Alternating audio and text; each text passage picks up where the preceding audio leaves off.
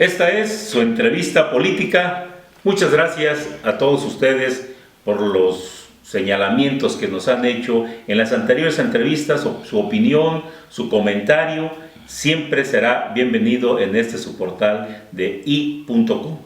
Usted recuerde que la entrevista política es una entrevista abierta a toda la sociedad, para que cada ciudadano pueda opinar, pueda dar sus puntos de vista sobre lo que aquí estamos comentando. El día de hoy tenemos una entrevista muy importante. ¿Sabe por qué? Porque se refiere a los derechos humanos. Los derechos humanos que han tenido a través del tiempo una forma muy importante que se genera a través de la ley. Es decir, la ley te ampara tus derechos, la Constitución Política de los Estados Unidos Mexicanos, tenemos las garantías individuales, pero ¿cómo vamos a defender esos derechos humanos? En los tribunales, en los juzgados, pero primero se crearon para escuchar al ciudadano las comisiones nacionales, estatales, de la defensa de los derechos humanos. El día de hoy tenemos el gusto y el honor de tener aquí con nosotros al representante de la Comisión Estatal de los Derechos Humanos en Colima. En anteriores ocasiones usted ya lo ha escuchado, lo ha visto aquí en su portal di.com, y ahora tenemos al licenciado Roberto Chapula de la Mora, quien le agradecemos, Roberto, que estés aquí con nosotros, siempre con esa forma tan afable, tan dispuesta de platicar para enterar al ciudadano de lo que está haciendo la Comisión Estatal de los Derechos Humanos. Estamos a unos días de que tú rendirás un informe, y yo creo que ese informe veraz, ese informe que siempre te has ganado la confianza del ciudadano, porque se escucha por la atención ciudadana que se da dentro de la comisión. Por eso, Roberto, bienvenido, y esperamos que en esta entrevista pues nos podamos ver cómo se está trabajando y cuáles son los alcances de la Comisión de Derechos Humanos. Bienvenido, Roberto. Miguel Ángel, muchísimas gracias por esta invitación aquí al portal i.com, un medio informativo que ha penetrado el ánimo de la sociedad y que ha servido para orientar a los colimenses y quienes tienen el acceso al mismo para que sepan del acontecer que sucede en nuestra entidad federativa. En este caso específico quiero decirte que como presidente de la Comisión de Derechos Humanos tengo el compromiso de velar por el respeto a la dignidad humana de quienes viven y transitan por el territorio del Estado. El próximo jueves 15 de enero rendiré el informe de labores correspondiente al año 2014, lo que hemos realizado en beneficio de la sociedad durante ese año. Y lo tenemos que hacer en el Congreso del Estado por mandato de la ley, donde debe haber un ejercicio transparente, rendición de cuentas y sobre todo que la sociedad esté informada de lo que realiza y hace esta institución pública vinculada a la sociedad, pero sobre todo que tiene el compromiso y la obligación constitucional de velar por el respeto a los derechos humanos. Ahí informaremos a los colimenses a través de la representación popular las acciones que hemos llevado a cabo. En el año 2014 se han recibido hasta el día 31 de diciembre 873 quejas de manera formal, presentadas por diferentes personas contra distintas autoridades que presuntamente han violado derechos humanos. Lo importante es escuchar a la gente, que tenga una instancia constitucional pública donde acudir para que se respete su dignidad humana, para iniciar las investigaciones correspondientes. También debo decirte que tenemos cantidad de personas, más de 8,000 personas, de diferentes asuntos, planteamientos, se les orienta, porque no solamente la gente que acude a la comisión a presentar una queja, van muchísimas personas con problemas de carácter legal, problemas de salud, problemas de educación, de vivienda, de agua potable, donde requieren de la intervención y apoyo de la comisión vía gestión para solucionar problemas. Y decirte que satisfactoriamente un 98-99% de los asuntos se han solucionado favorablemente. Tengo que decir que ha habido la sensibilidad y atención por parte de servidores públicos. El caso del INSUBE ha atendido cuando hay problemas de vivienda. En el caso del CIAPACO, cuando hay problemas del agua potable, también se han atendido y se han resuelto favorablemente en favor de la gente. Y de esa manera hemos estado avanzando ampliamente. También cuando la gente ha acudido que tiene algún familiar privado de la libertad, que consideran que hay alguna violación de derecho humano, vemos que no se da en ese caso y hacemos la gestión respectiva para poder apoyar a la gente. Entonces, que el personal de la comisión tenga siempre la disponibilidad, la voluntad de atender a la gente con calidez, con amabilidad, con respeto y sobre todo con el ánimo y la capacidad para solucionar el problema. Lo estamos haciendo de esa manera. Nuestro compromiso es con la gente y hemos acreditado en el tiempo que estamos al frente de la institución nuestra cercanía con la sociedad y nuestra distancia con el poder. Eso significa que no haya colaboración, que no haya coordinación laima, no subordinación, pues estamos subordinados única y exclusivamente a la Constitución política, como ordenamiento jurídico político, que es el quererse y deberse del pueblo de México. Y de esa forma estamos trabajando ampliamente. La mayoría de las quejas que se han presentado en la comisión han sido por detenciones ilegales, detenciones arbitrarias, cateos ilegales, muchas de ellas cuando la gente considera que ha habido torturas o tratos inhumanos contra ellos, en muchas ocasiones para obligarlos a la firma de algún documento donde aparece una declaración supuestamente autoinculpatoria o de imputación a otros hechos que no se cometieron. Se recibe la queja, se investiga. Y creo yo que se ha avanzado muchísimo. Debo decirte que de las recomendaciones que emitimos en este año 2014 a la Procuraduría, todas se aceptaron. Precisamente para iniciar las investigaciones correspondientes donde hay presuntas violaciones de derechos humanos, sobre todo casos de señalamientos de tortura, se están investigando. Y las hemos apoyado nosotros con dictámenes periciales del tratamiento del protocolo de Estambul cuando hay rasgos o quedan huellas de la tortura de que fue objeto la persona, aún pasando el tiempo, y que han sido apoyados por personal técnico y calificado de la CNDH, de la Comisión Nacional de los Derechos Humanos. Creo que hemos avanzado. Pero lo más importante es que una conciencia colectiva de respeto a los derechos humanos, tomando en consideración que los derechos humanos son el tema central de la Constitución, que fue motivo de la reforma, la más importante después de la promulgación de 1917, simplemente en materia de derechos humanos. Es el eje rector de las instituciones sociales. Podemos considerarlo porque la misma sociedad ya sabe que son los derechos humanos, sabe cómo defenderlos, sabe no quedarse callada y sabe ejercer a plenitud las libertades contempladas en la Constitución política, libertad de participación en la vida política de los pueblos, sobre todo que participen en las contiendas electorales porque los derechos humanos son el corazón de la democracia. La gente sabe que existe una libertad de asociación, una libertad de manifestación, libertad de protestas social, siempre y cuando se respete el orden público, la vida de terceros. Creo que hemos avanzado muchísimo en eso.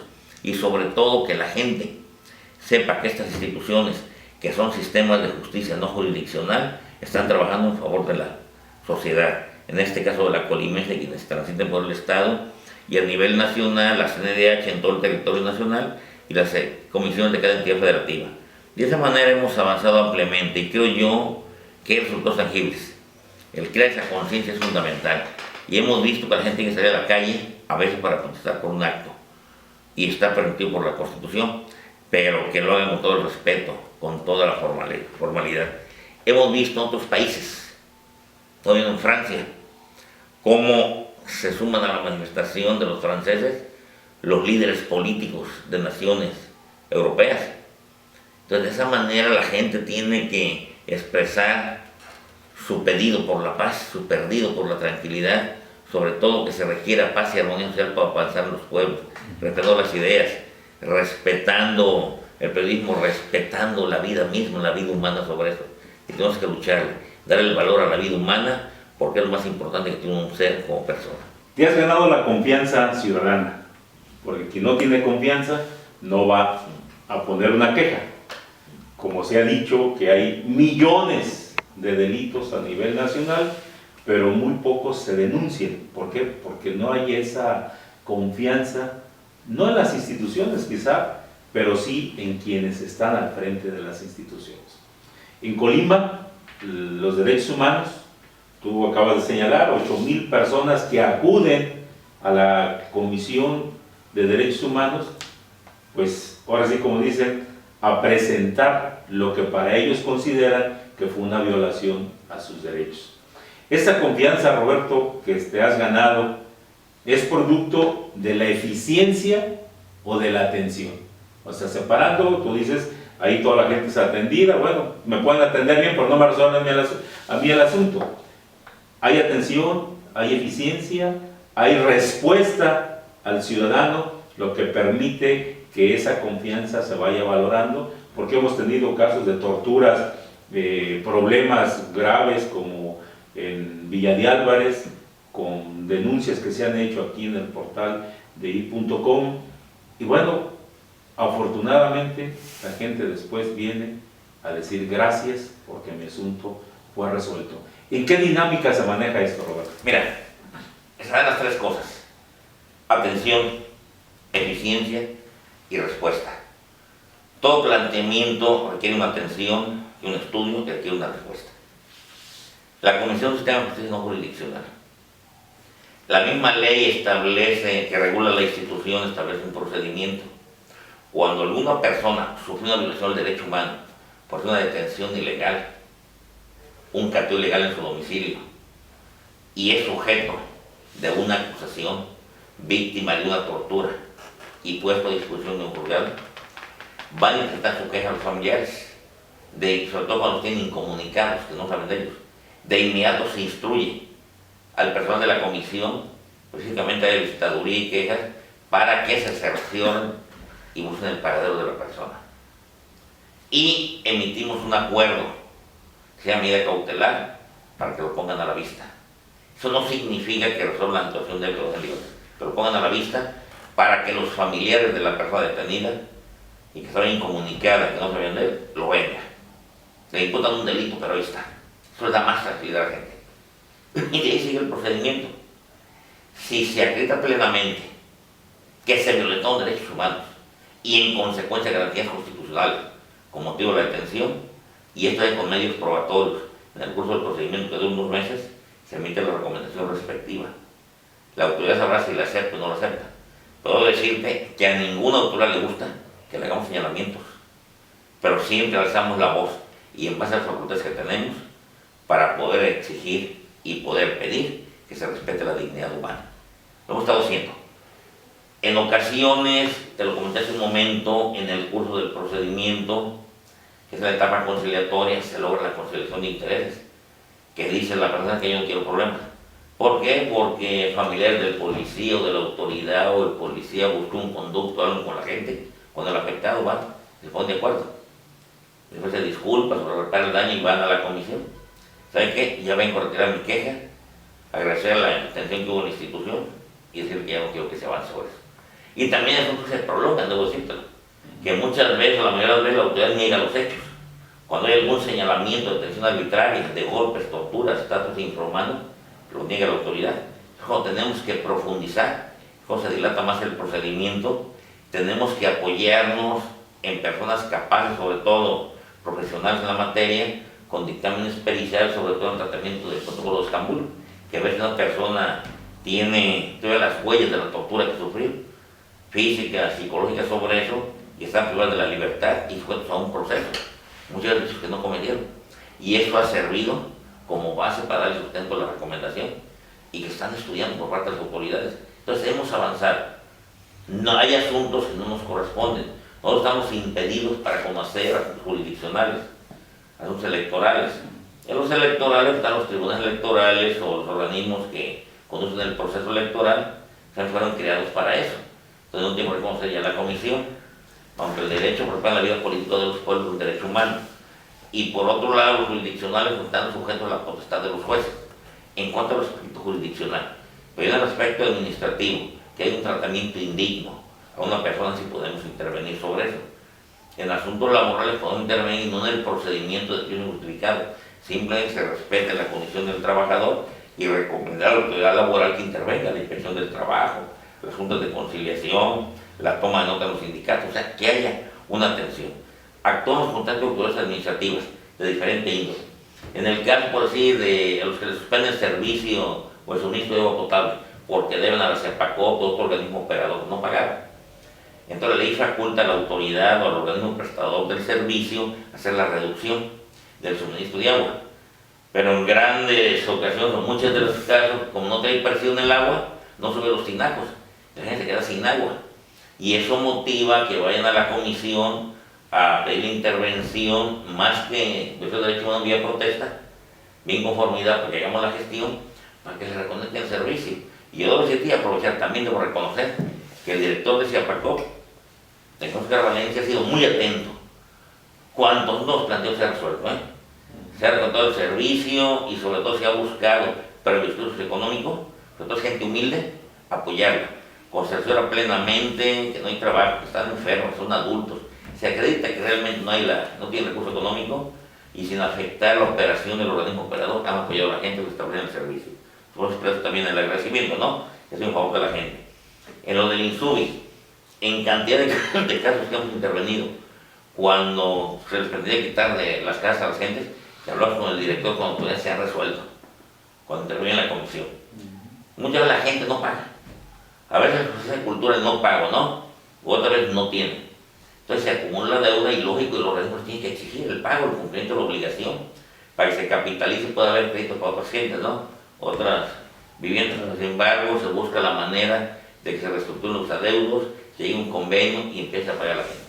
Entonces, pues, siempre buscamos un esquema de que no se perjudica a nadie, sin afectar a las instituciones.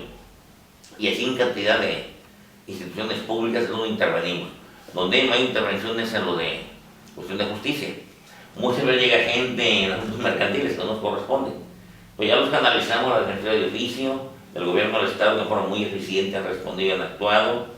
O muchas veces también se les orienta que llegan a negociaciones con las otras partes, que estén bien sembrados, se los regresan, pero ayudándoles que no haya abuso contra ellos. ¿Cuántas gentes fueron apostar contra las financieras? Por los intereses elevadísimos que había. Ya se les orientaba a las personas de que el Código Penal establece sanciones, por un lado que utilizan unos medios distintos al enseñar el Código Procesal, Código Mercantil, para poder cobrarlas, o el Código Comercio para poder cobrar las cuentas. Los amenazan con meterlos a la cárcel, es un delito. Se les orienta sobre eso cuando hay intereses elevadísimos, que son usureros, también se les denuncia, se les orienta para que hagan su denuncia correspondiente. Y muchas veces hasta la denuncia, que vayan y le den seguimiento. Entonces creo yo que la cercanía con la gente es lo fundamental, pues sobre todo atenderle, orientarle y apoyarle. ¿Cuántas veces llega gente? Tiene problemas de familia.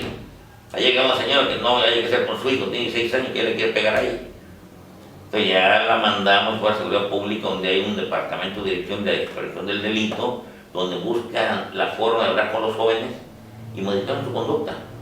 Cuando hay asuntos de maestros, cuando hay violencia escolar, problemas de alumnos con maestros, maestros con maestros, maestros padres de familia, o sea, entonces ahí intervenimos, reconociendo el trabajo de los maestros.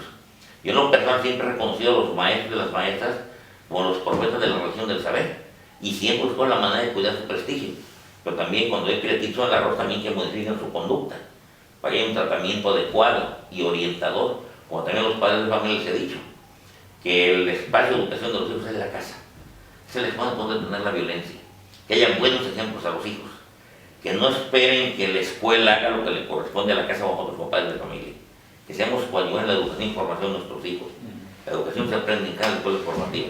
Es un asunto de toda naturaleza, intervenimos en todo tipo de asuntos y es una satisfacción, porque ahí en la oficina se ha instruido todo el personal a que tengan con calidez, con amabilidad y con respeto a la gente, que realmente la esperanza y la confianza que nos depositan tenga una respuesta. Y siempre hacemos al límite de la capacidad. No tenemos facultades ejecutivas para ordenar, pero sí gestionar, recomendar y hacer labor con lo que ya no tiene. Gente que está detenida en hacer eso. Están cumpliendo sanciones privativas de libertad, unos cuando han sido sentenciados, que fueron encontrados finalmente responsables por los jueces y tienen que guardar disciplina en la institución. Entonces, a veces se altera el orden, tenemos que estar muy al pendiente para que se respeten las instituciones, se respete la autoridad, se respete la reglamentación para que haya tranquilidad. Y te comento esto de los cambios de la libertad porque muchas veces, si hay desorden, hay riesgo de riesgo. Y si hay orden y tranquilidad, porque es más duro gobernar la cárcel que la ciudad. ¿Por qué el detenido es un ser humano? Que circunstancias de la vida lo orillaron a cometer algún ilícito, si es que lo cometió. Y él está pensando las 24 horas cómo lograr la libertad, que es un derecho humano, derecho a libertad. Entonces a veces se molesta cualquier detalle cuando hay disciplina férrea, o a veces hay abuso desmedido del conducto de algún custodio o algo. Entonces intervenimos para que haya orden y tranquilidad, porque si hay desorden allá, se altera en la ciudad, porque las familias están preocupadas, ¿no? Entonces intervenimos en todas las áreas, salud, educación, cuando no hay atención en un hospital, ¿Cuántas veces llega la gente desesperada? Que porque no le atienden a su familiar. Pues ya hablamos y resulta que pues, la urgencia, pues, la califican los médicos, ¿no? A ver, hay gente que se ve sana, pero es mayor urgencia. Y hay gente que está desesperada, entonces hemos dicho que haya calidez en el trato. Entonces, de esa manera tenemos que ir viendo la forma de que se pueda avanzar y ya tranquilizar con la gente. Pues no más es justicia. Ya lo quiero comentar ampliamente, quitar de la mente y lo señalo cada rato. Mucha gente cree que defendemos delincuentes. La Comisión de Derechos Humanos no defiende delincuentes.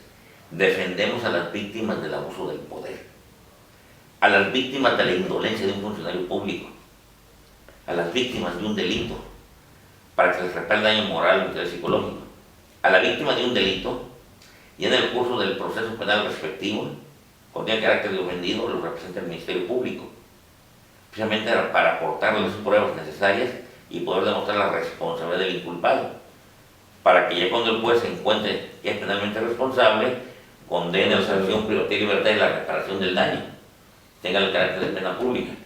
Y ahí, si el Ministerio Público interviene, nosotros estamos orientando a la gente para que la otra institución, que es el Ministerio Público, cumpla con su cometido. En el caso de la indolencia de funcionarios públicos, para que se comporten con respeto a la dignidad humana de cada persona y que lo hagan como servidores públicos. Y en el caso de las víctimas del abuso del poder, se da de la siguiente manera: ninguna ley faculta a nadie que torture a una persona, aún el peor delincuente. El Estado no puede convertirse en delincuente. Tenemos normas y tenemos un orden jurídico. Decimos que el derecho sin la fuerza nadie lo respeta, pero la fuerza sin el derecho es una barbarie. Entonces tenemos que estar exigiendo que se respete el orden constitucional. Y cuando se respeta la ley, cuando se respeta la Constitución, no se violentan derechos humanos. El señalamiento, Roberto, de no se defienden delincuentes, sino a las víctimas del ejercicio arbitrario, el abuso del poder. ¿En qué institución podemos hablar, ya llámese Seguridad Pública, Procuraduría, en qué municipio del estado de Colima hay mayor reincidencia en términos o mayor comportamiento de abuso del poder que llegan a tipificarse como tales ya en la Comisión de Derechos Humanos? ¿Cuál es el municipio o cuáles instituciones son las que tienen, son clientes más asiduos? Mira, el mayor número de quejas es contra la Procuraduría de Justicia, por detenciones arbitrarias, por torturas, dilación de la Procuración de Justicia, carteos ilegales, es lo que hay. Pero también la Secretaría de Seguridad Pública. Yo voy a decirte que el Procurador de Justicia del Estado ha estado aceptando las recomendaciones y ha estado instruyendo a que modifiquen los patrones de conducta, que ajusten los actos del personal humano a la Constitución, que se respeten los derechos humanos y se respeten las normas aplicables para que no se afecte la dignidad de las personas, contra la Procuraduría. Todo lo cual es un comienzo de mejoramiento de las cosas. Y más con la implementación de un sistema de justicia oral, donde se acaba el procedimiento inquisitorial de más de 70 años y empieza el procedimiento adversarial, donde ya no se van a poder fabricar culpables los órganos de las procuradurías del país. Cualquier policía que tenga conocimiento de un hecho delictivo tendrá que hacerlo de manera formal y en los términos señalados en el Código Nacional de Procedimientos Penales y ajustar los actos estrictamente a la Constitución. Detención, localización, motivo, causa, circunstancia, la intervención del Ministerio Público, la intervención de peritos, la constitución del juez, que el juez califique la legal detención, que después ya sobre la situación vendrán las demás etapas posteriores, ¿no? Hasta llegar al momento de la sentencia, se termina la responsabilidad. La intervención de las carpetas de pruebas o de procesos podría ser. Entonces, hay una voluntad, y con esa voluntad se abre camino. Yo he visto una buena voluntad del procurador. En la Secretaría de Seguridad Pública ha habido mucho problema, que son los policías, ¿no? Cuando hay detenciones ilegales. De alguna manera ha habido un patrón de conducta de sanción, ¿no? Pero sí es necesario capacitarlos más. En el caso de la Policía Preventiva del Estado, para evitar más actos arbitrarios. Lo que se conoce se respeta y se exige que se cumpla. Lo que se desconoce ni se respeta. Y en el caso de los derechos humanos hay normas para actuar. La regulación del uso de la fuerza pública. Hay patrones de actuación de cada policía en hechos circunstanciales. no para tener una manifestación, el sometimiento de un detenido, pero el abuso, y hay más contra la policía de la villa. ¿En qué se da el abuso fundamental? Y te pongo el ejemplo, en un barrio, se juntan los muchachos del barrio en la esquina, hacen escándalo, las familias de ahí llaman a la policía, llega siempre la preventiva, que es la primera que llega donde quiere. Entonces, por eso hay más señalamientos contra ellos. Ellos llegan a poner orden. Son policías, gente del pueblo, gente buena. Y al llegar ahí resulta que corren todos los que hicieron el problema y se queda el que no se metió el problema, el que no lo hizo. O el que va pasando, y es el que detiene. O es normal que se va a protestar, ¿por qué me tiene a mí si yo no hice nada? Yo voy pasando, dando curioso o algo. Entonces la familia de él, o vecinos, los señores, no, ¿por qué se lo llevan? Entonces arbitrarios, o empiezan a grabar algo. Entonces donde ya el policía empieza exigente con la gente. Que no se metan, que les interese y todo. Entonces genera inconformidad a la gente y se enardece a la gente. Es donde y todavía después lo bacanean. Y si bien le va a la persona, lo avientan al piso de la camioneta y que le digan que no esté roto el escape, que esté caliente el piso, la lámina. Y lo pisan, lo patean. Este es el abuso del poder.